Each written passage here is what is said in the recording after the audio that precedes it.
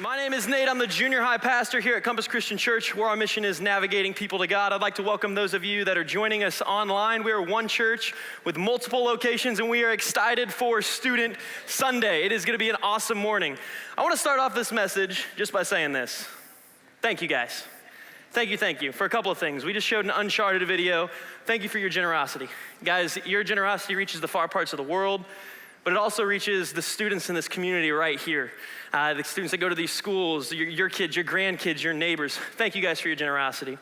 I've been down in Texas for about 3 years now, and Texas has quickly become my home. I'm married. My wife's name is Abby. She's a nurse in downtown Fort Worth at Cook's Children's Hospital. She loves her job. She has one of the coolest jobs in the entire world. What she gets to do is kids go into surgery, and when they come out, they're on, they've got all that stuff in their system, right? And she gets to receive them right out of surgery and wake them up. You guys might get those videos of kids oh, where am I? She gets to be there every day. People, they pay her for that. That is awesome. And this is my dog, Oakley, and she does dog stuff. Didn't want to leave her out of anything. My wife she's from the Midwest, as am I. Any Midwest people up in here? Yes, welcome. Glad y'all are here. My wife, she was visiting her family up in Illinois. It is beautiful up there this time of year. Fall, moving to Texas, it's one of the biggest things I miss is the fall time. My family was sending me some pictures. They live on a lake up in Indiana, and I was just like, oh my gosh, I miss it so much. It is just beautiful. You walk outside, the air is crisp, it's nice and cold, in the mornings. You can literally see the change. You can feel the change in the air temperature. You can smell it. It is just this big season of change up there, and I just miss it so much. It's so fun to be able to go outside and not have to worry about sweating to death. And it's so sad because it only lasts a little bit, but the colors are absolutely gorgeous. What I love about my job here at Compass Christian Church is as I said, I'm the junior high pastor. That means I work with 6th, 7th, and 8th graders. I was waiting for no, not necessarily an applause, but a moment of silence probably was appropriate. Thank you for what you do. But what I love about my job is I get to work with students that are going through a season of change, Did you know that junior high students are developing more in their life now than any other part of their life except birth to one, okay? Birth to one. And what that means is they're changing physically, chemically, emotionally. They're changing so much that you guys see, does anybody out there own a junior high student? Anybody? Yes, you own one. Maybe you know someone that does. How many grandparents you're a grandparent of a junior high student? Yes. We can see this change taking its toll on these kids. When I was in college, I couldn't afford the housing at the college I was going to, and there's a lovely family in my church, and they said, hey, you're welcome to come stay in our garage. We have a garage door that shuts all the way, and in the winter, it doesn't get too cold. We have a bed in there as well. I was like, oh, thank you. And so I moved in with them. It was amazing. They had 2 sons that are going to take part in the story, Jake and Justin. They sent me a picture of themselves so that you guys would know who I'm talking about. They thought that was important. So Jake's the older brother, Justin's the younger brother. Jake plays baseball. He's a pretty good pitcher. And one game, he threw such a good pitch, just threw it right down the middle of the lane, and that batter hit the ball perfectly straight and clocked him right in the forehead. Knocked him out. One evening, I get back from classes, Jake's sitting on the couch. He's got an ice pack, not like the break kind of ice packs, but the gel kind that you'd throw in the freezer and freeze, and so it's rock hard, right? He's got that on his forehead, and he's laying on the couch oh, it hurts. His younger brother, Justin, walks in the room and's like, what's up, lace face? And I'm like, that was funny, lace face. Jake's like, dude, don't call me that. And he's like, why the face, lace face? And Jake's like, oh my gosh. And so they kind of, if you got kids, you understand this. They kind of start picking and poking at each other, and then a playful fight kind of becomes a real, you just dishonored me, you're about to die. And it turns out that Jake stands up from the couch, takes his ice pack, and just bam, hits Justin on the head. Justin falls to the ground. Tisha, their mom, is on the couch, and she's like, oh, and I'm like, I cannot believe he just did that. Oh my gosh. Justin stays what is wrong with you? Now, If you have a student that is going through adolescence, or if you've been around them ever, and I guarantee since y'all went through adolescence, y'all have said the exact same word, but he said one word that all of us hate when we catch someone doing something they're not supposed to be doing. He was like, what? What? What'd I do? And I'm like, are you serious? Like, your brother's on the floor and he's like, can't remember his name. Like, he's saying, what? You guys, all of us have had students do that or know someone. We have done that, right? We've done that thing that's not very intelligent. And then it's like that statement, we hate that. Who hates that statement? Like, you're just like, you know exactly what you did. You know, in that story, I think, honestly, I've got some pretty good evidence to go to show that Jake really didn't know what he did. Now, some of you are like, there's no way. There's no way. He about knocked his brother out. There's no way. I think that he didn't. And here's why. Now, before I go any further, students, I'm not giving you an excuse to be like, see, Nate said, when I say what, I really don't know what I'm talking about, because 85% of the time, y'all are guilty. Like, you know exactly what you did. But there's that margin where you I really don't think they do. And here's why. Let me finish the story. Jake is sitting there arguing with his mom. Justin ran back to his room, and Tisha's like, you need to go apologize. And Jake's like, I'm not doing it. That did not hurt that bad. And so I'm just like a fly on the wall, just watching all of this take place. And Jake goes, Mom, it didn't hurt. Watch.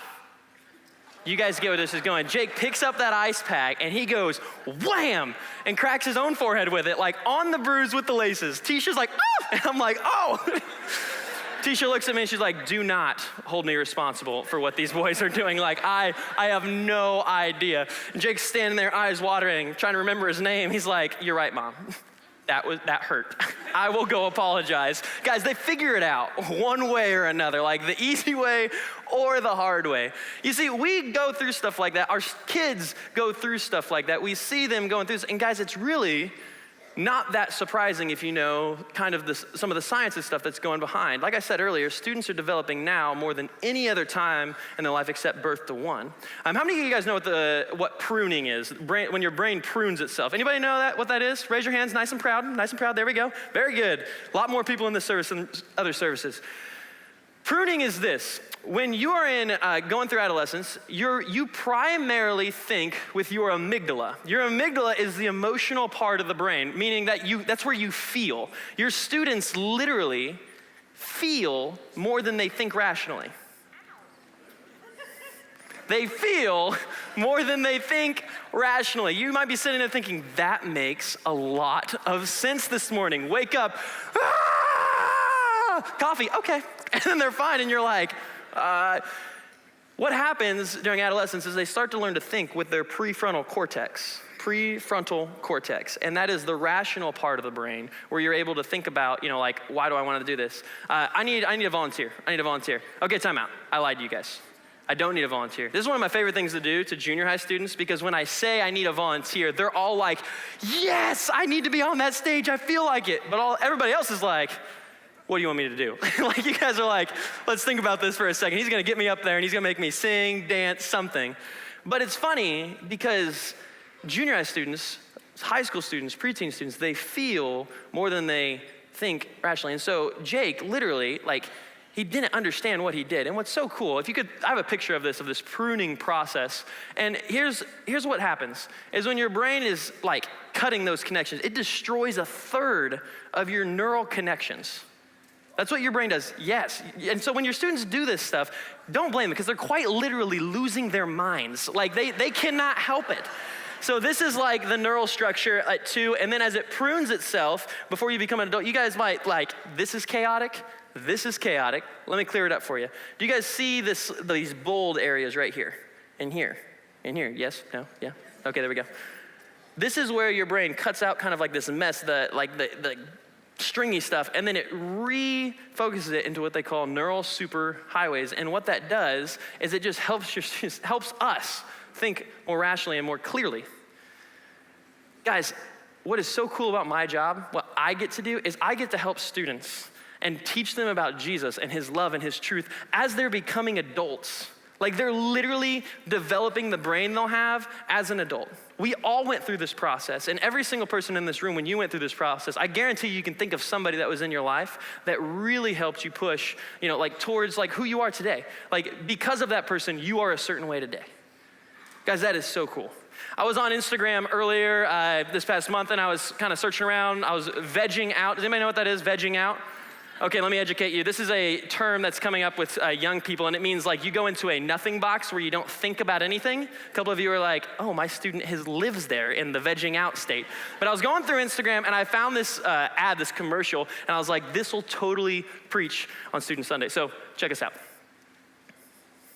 I'm going to start with some balayage clip-ins, then razor cut up to a blunt angled lob. I'm dead, I'm back. It's going to be everything. What? He's gonna make your hair long, then cut it short to make it big. Okay. What's the strongman? It's a pea protein gluten-free pate. It's a burrito filled with plants pretending to be meat. Last night took an L, but tonight I bounce back. What's an L? The rap singer took a loss, and now he's okay. Right. Every week I bounce back. Living large. Living with his mama. Lifelong walks. Doesn't have a car. Entrepreneur. Unemployed. Oh, grab an umbrella, kids, because Dad's going to make it rain. Trays. He's saying he's gonna score a bunch of three-pointers on you. Yeah, we ball till we fall. There are multiples on the table. One is cash, 3 are FHA, 1 is VA. So what can you do? She's saying a whole lot of people want to buy this house. But you got this. Rocket Mortgage by Quicken Loans makes the complex simple. It's just a gray dot. That is my favorite one. It's just a gray dot. I've stared at abstract art before and been like, I'm pretty sure there's nothing there. Sometimes there is, I don't know, I can't really speak to that. But how many guys could relate to that just a little bit, right? And I think that there's a line in there that I was like, man, I really feel like that speaks to what our students are trying to find. It said, it makes the complex simple and helps us understand the details, right? Think about that. Makes the complex simple and helps us understand the details. How many of us need that? Not even just our kids, but how many of us need that? I bought a house when we moved down here, and if it wasn't for our amazing realtor, I was like, FHA, whatever I don't have any money how do I just need the house, just give it to me. But we need someone to help us make those complex things simple. I want everybody to do me a favor, if you can. Let's go back. You don't have to close your eyes if you don't want to. Sometimes it can be a little scary when we do this and you close your eyes. But I want you to go back to when you were in 6th grade. Just think of yourself, your 6th grade self. Some of us are like, I literally cannot get there. Others of us are there and we're like, I'm there, I can remember. But think of yourself. I can remember situations when I was in 6th grade, watching things happen in our world and being like, what is happening? I remember when I was in 2nd grade and the Twin Towers were hit and being like, I feel like this is bad and everybody's freaking out. And I know it's bad. I can remember watching my friend do something in 6th grade. I remember watching him steal something off the teacher's desk and then sit down. I was like, I feel like that's bad, but everybody's laughing. I'm gonna laugh too. Ha ha ha, Think of yourself in that time. We're always trying to make sense of what's going on around us, and junior high students specifically, and high school students and preteens, but because I'm a junior high pastor, I'm gonna speak specifically about that. They're figuring out who they are. We all went through this. During those ages, we were figuring out who we are. We are seeking clarity from somewhere. What am I supposed to do? What's right? What's wrong? They're literally developing their worldview. Guys, we live in a crazy world, right? I mean, what happened in Pittsburgh? If you haven't heard, there's a shooting that happened in a Jewish synagogue. We need to keep them in our prayers. And think of our students watching that happen and they're thinking, why is this happening? What's going on? There's bad things that happen in our world today. There's good things that happen that we're like, well, what do we do with this? We live in what we call an age of information. I don't know if you guys knew that or not, but we live in an age where people 100 years ago couldn't have access to the kind of information, the amount of information that we have today. Not because they didn't want to, not because they didn't have the money for it, but just because the technology didn't exist yet. For example, the internet. You guys, everybody have one of these? I'm assuming, yes. I would go to say that probably 90+% of the room owns a cellular device that can connect to the internet. What that does is it lets us be able to connect to so much, whereas not very long ago, People would be raised in their family and in their community, which was a smaller community, even if they lived in a city, and they would be only exposed to so many people, right? Only so many people, and they would be influenced by so many people, and then they would probably be raised, live, and die probably in about the same demographic, the same worldview. Nowadays, we can hop on the internet and be like, yeah, I'm tired of this Christian stuff. What do the Buddhists believe? What do the Muslims believe? What's this whole New Age stuff about that happened a while ago that I want to learn about? What's all this movement, blah, blah, blah. They can look and decide what they want to adopt into their worldview and what they don't. Because we're talking about the younger generation. How many of you guys have ever heard of Gen Z? Anybody? Gen Z. Who knows who they are? Does anybody know who Gen Z is? There we go. This is who Gen Z is. Anyone born from 1999 to 2015. I don't like it when people talk about generations and then don't show the rest of the generations, because I'm always like, oh, what generation am I from?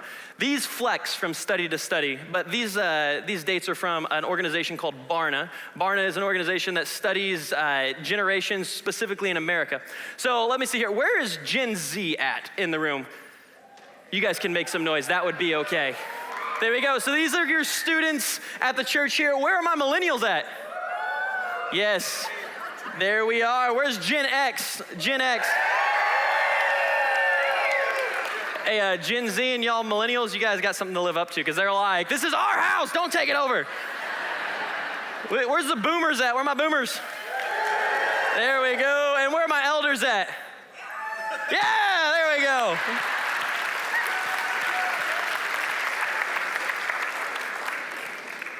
When I was looking at these dates, it brought me back to a time when I was in college. I studied youth and family ministry in college, and one of the very first days of class, they threw up a quote, on the screen, and they said, guess how old this is? And as I was researching and studying, this quote resurfaced, and I was like, this would be fun to share. Throw this up here for me.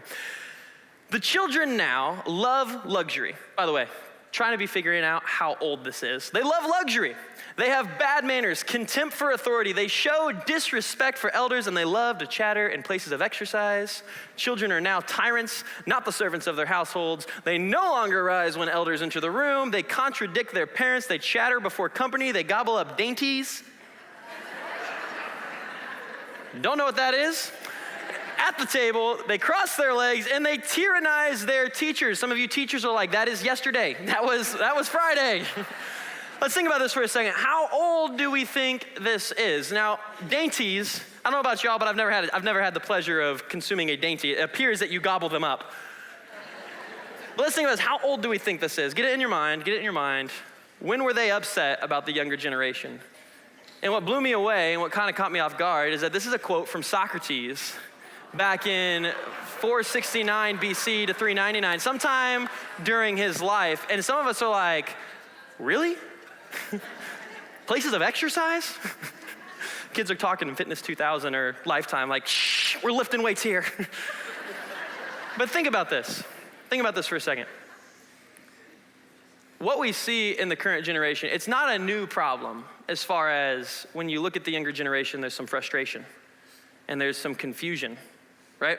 This is not a new problem, but there are new challenges and new issues. Barna's done a lot of study on Generation Z, and here's some statistics that they found that this is all of Gen Z, Christians, Buddhists, non-believers. This is kind of some statistics of what that group believes. 34% believe that lying is morally wrong. That means that 66% believe that it's all right. If it helps your situation, then lying is not against your moral standards.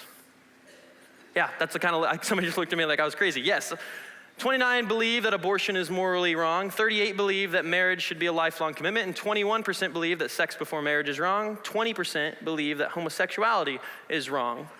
What's the counterpart of those percentages, right? Some of us might be looking at that being like, ugh, that just makes my insides turn. Some of us students in the room might be thinking, yeah, that sounds like my school. Like, I can see my school there. Some of us parents might be like, I do see that in the stuff that I'm looking at with my kids. And guys, for me, like when I read these are the kids that I work with that they believe this is what their worldview kind of looks like. And when I see that, I'm like, man, on Wednesdays we have a couple hundred kids come. On Sundays we have a couple hundred kids come. And like, these kids that claim to be Christians, this is the statistics from them. And I'm like, that just, like, how can you believe this but also be a Christian? It's very confusing, right? And it's like, what are we gonna do with this? One of the common statements that they found among Gen Z was this: the right beliefs don't hurt anyone. The right beliefs don't hurt anyone. Majority of Gen Z would say they agree with that. Also, you should not challenge someone else's beliefs. That majority of Gen Z would also say that. Some of them wouldn't, but majority of them believe that. And this is kind of like, what? That's what I do when I read that. The right beliefs don't hurt someone. I think about my own beliefs, and I'm like, well, what beliefs do I have that might offend somebody? I'm not up here to talk about necessarily those percentages were over hot debated topics. I'm not here to talk about any one specific ones of those, but I am here to talk about how Gen Z has kind of developed this relativistic culture. Do you guys know what relativism is?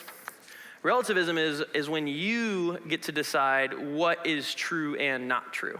It's when everything is relative to where you're at. Like this is okay for me. It might not be okay for you, but that's okay.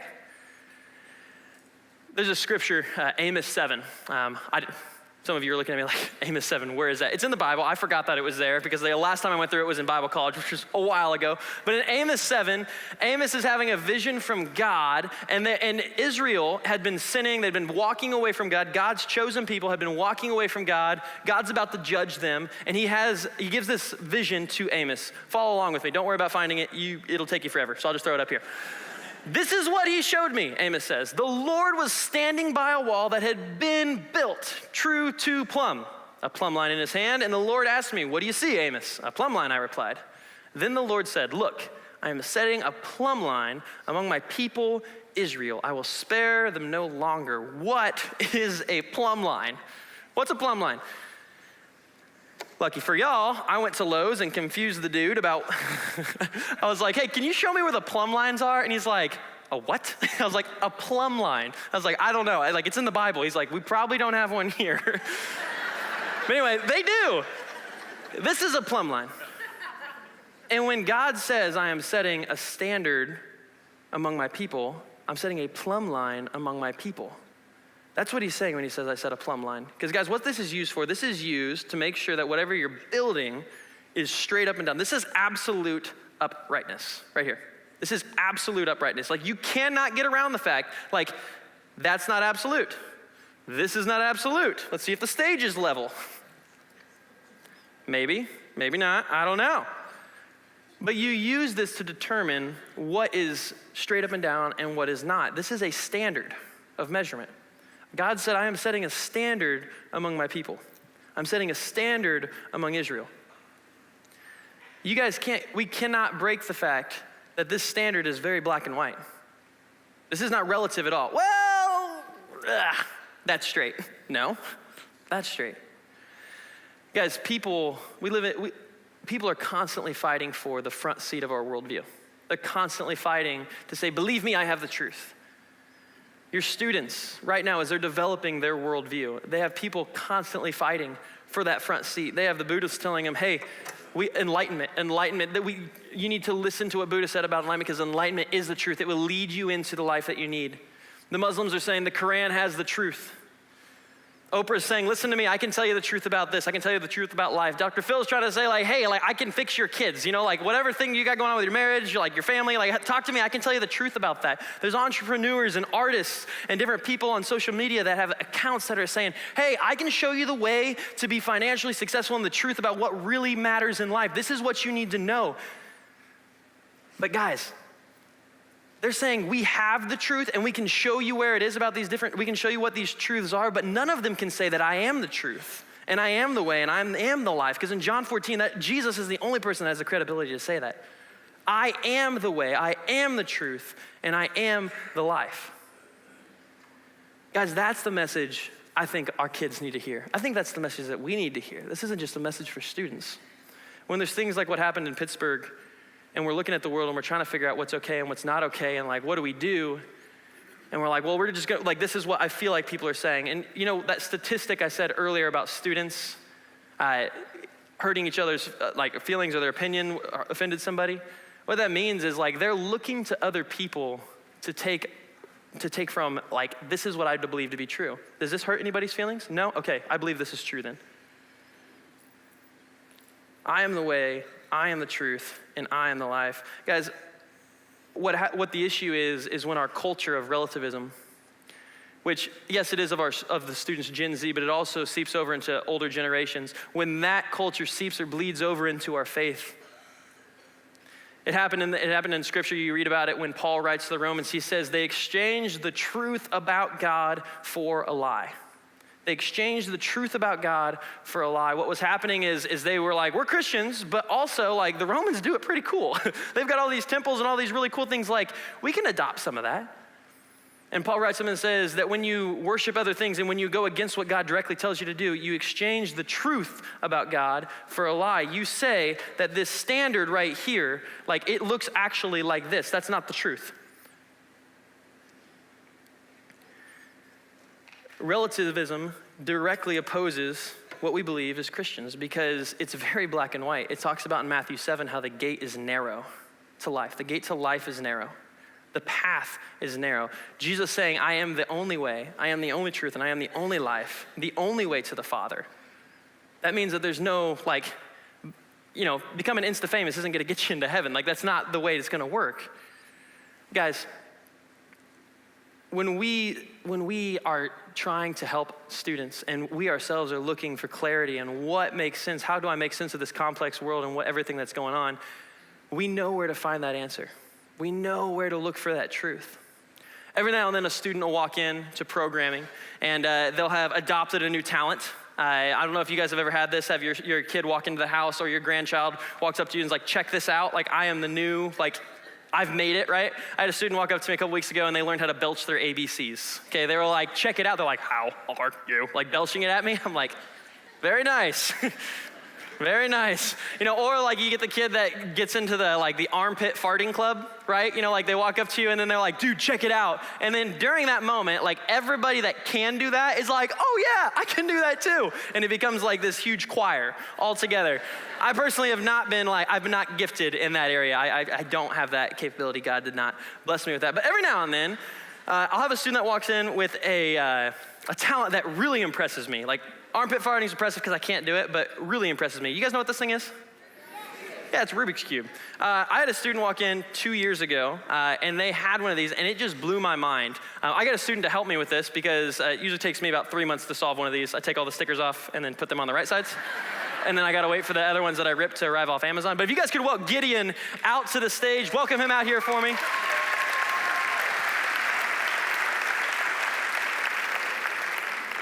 What's crazy about these Rubik's Cubes is not only do they give you a headache and make you want to just smash them, there are 43 quadrillion combinations to this thing.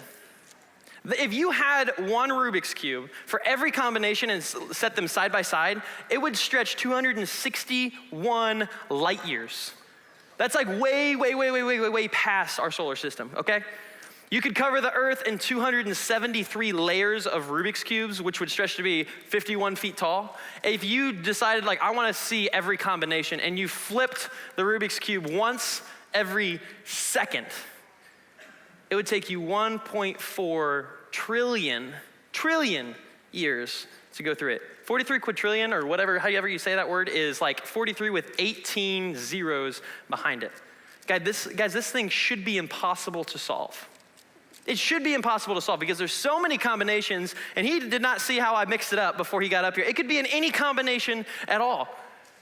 Only about 5.8% of the world knows how to solve one of these things. The guy that invented it, Professor Rubik,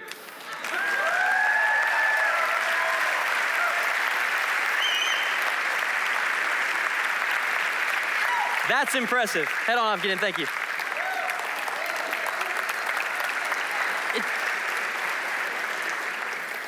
I wish I had a talent that everybody would clap for me like that, but I can't fart with my armpit. I can't solve a Rubik's Cube. This is how God sees us. This is how God created us to look. This thing isn't messed up, it's perfect. And of the 43 quintillion combinations that it has, somehow he just got it back to this, right? How did he do that? Gideon knows the truth behind how this thing works. And you see, we all actually look like this, you and me. Like, this is what our life looks like right now, right? It looks like a mess. Not how it should look at all. But the beauty of this is, even though God says, this is the standard that I have for you, the beauty of this is, even though we look like this, Jesus died on the cross so that we could look like this. A friend of mine, her name is Lorna, she shared a little bit about her story and what's going on with it right now, with her right now in student ministry, and she's kind of caught on to this idea. Check out this video. So I'm Lorna Young, I'm 13 years old, and I'm an 8th grade student at Colleyville Middle School. I started going to Compass because one of my really good friends asked me, and after a few times going, I started really listening to the messages and lessons, and really started listening to the lyrics I was singing during worship, and really felt like I connected with the leaders and with God. So I started talking to my mom, I talked to Nate, I talked to Anne, I talked to all these different people about what it was and how I get baptized. And one Wednesday I got baptized by my mom and Nate, and it was amazing to pledge myself to God and to Jesus in front of everyone. And then my stepdad passed away. And it was really hard for me and for my mom. He was not only my stepdad, he was my second father. He was just there for me all the time. He was there when I got home, he was there when I woke up. So for him to not be there, it was really hard. And I felt like I was just alone with my mom and of course with God, but it still felt alone. But our Compass family really made us realize that we weren't, that they were in this with us. They were calling us, bringing us food, they wrote us letters, they put us in our prayers. People we didn't know were praying for us, saying that they were here for us, saying that they loved us. I'm now a student leader and I absolutely love it. Everything about Compass, about Wednesday nights, the point, and about Sundays is just so much, it's so much fun. And every time I feel like I get so much more connected with God, and I find out so much more about his kingdom and what it's like to be a kingdom worker and what a kingdom worker is. And I just keep going because I want to give back to the people that gave so much to me and to my mom.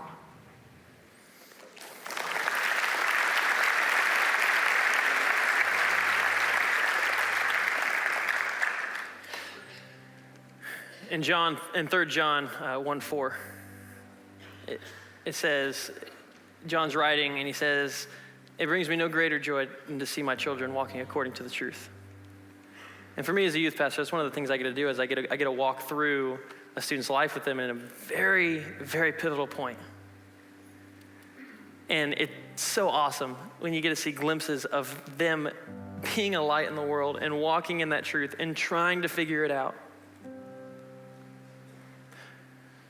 Everybody, this is the truth about you. This is how God sees you. As beautifully and wonderfully made sons and daughters of the King, you're all royalty.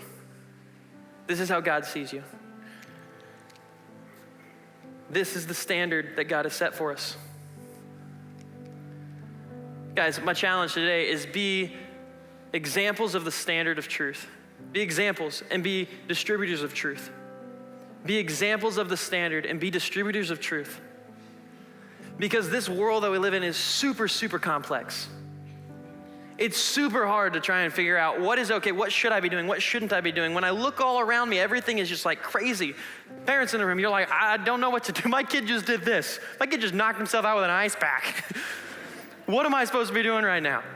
What am I doing wrong? Guys, be examples of the standard and be distributors of truth.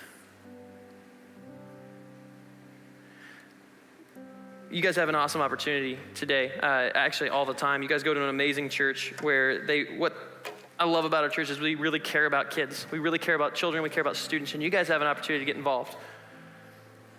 My main point up here today is not to get volunteers, but guys, you guys have the opportunity to be the difference in a student's life. You guys have the opportunity to take a step into that role and be an example of that standard and and distribute that truth to them. We have kiosks at all the doors. If you, we're not gonna ask you to give us your social security number and your favorite color, maybe your favorite color. But what we'll ask you for is just your name and your information if you guys are interested in getting involved. You guys have the opportunity to make the difference in a student's life. And not just the parents in the room, not just the grandparents, the people that everyone in this room has gone through that stage of life. Everybody in here has gone through adolescence. We've all been there. And the young people in the room are developing what they believe is right and what they believe is wrong right now. And what we want them to hear is that Jesus is the way, Jesus is the truth, and Jesus is the life, because we look like this on our own, but with Jesus, we can be this. If this is, this might even be the first time somebody's hearing this message, that even though we mess up and even though we bend the truth, God still loves us and he still went to the cross as we are. Not as we ought to be, and we ought to be holy, and we ought to be perfect. Guys, thank you so much for taking the time to listen to what God has to say about truth. And I really encourage you guys, check out one of the booths and think about signing up for student ministry. But more than any of that, understand, God gives us the standard, and he is the truth for us, and that is the way, and that is the standard we need to judge our lives by. Let me pray. Father God, thank you so much for all these people. God, thank you for the opportunity to speak today. God, thank you for the opportunity to, God, just talk about your truth and who you are. God, we love you. I got to just pray for the people in this room that could potentially be the first time that they've heard this truth about how you love us so much, and how even though we're messed up and even though we make our own truth sometime, God, you still love us and you have died on the cross for us. God, I pray God, I pray you would move in the heart of the people of this church, and they might be more aware of the younger people here. God, we have an awesome church where we are very aware of it. God, I pray that we continue to do a great job of that. God, I pray for the people in Pittsburgh. God, that you would just be there and comfort them. And God, we love you. It's because your son, all God's people said.